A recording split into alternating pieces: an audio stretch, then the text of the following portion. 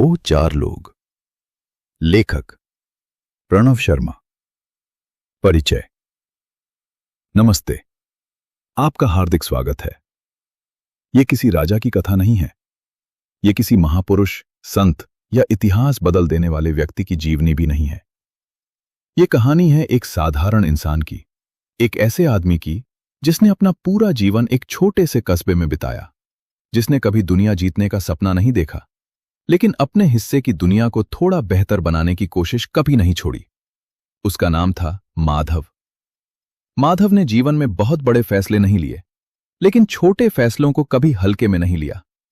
कब आगे बढ़ना है, कब रुक जाना है, कब किसी की बात मान लेनी है, कब चुप रह जाना है और कब बिना किसी शोर के अपने हिस्से का काम करते रहना है।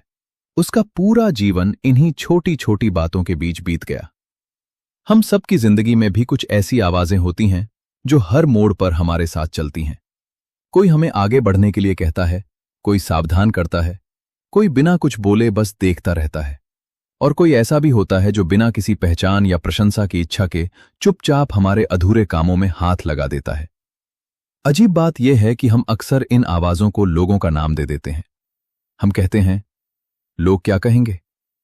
यह वाक्य शायद आपने भी कभी न कभी सुना होगा। बचपन में, घर में, रिश्तेदारों के बीच या फिर अपने ही मन के भीतर। लेकिन क्या सचमुच वे चार लोग हमेशा बाहर होते हैं? इस कहानी का उत्तर आपको कोई पात्र बैठकर नहीं बताएगा। यहां कोई उपदेश नहीं मिलेगा, कोई प्रवचन नहीं होगा।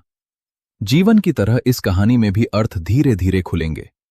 कभी बारिश की बूंदों में, कभी एक खाली जगह में, कभी किसी चौराहे पर, कभी एक पुराने कमरे की धूल में, और कभी उन रोजमर्रा की चीजों में जिन्हें हम अक्सर बिना देखे ही पार कर जाते हैं।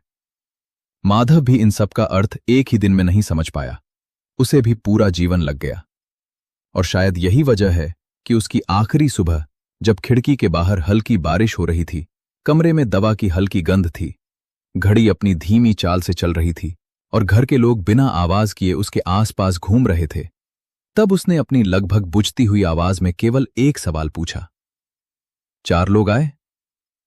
घर वाले उस सवाल का अर्थ नहीं समझ पाए, लेकिन उस एक प्रश्न की शुरुआत उस सुबह नहीं हुई थी। वो तो कई दशक पहले एक बरसाती शाम को हो चुकी थी। आइए चलते हैं उसी शाम की ओर, जहां एक छोटा सा लड़का पहली बार बारिश के सामने खड़ा था और उसे बिल्कुल भी अंदाजा नहीं था कि उसके जीवन की सबसे लंबी यात्रा अभी शुरू होने वाली है।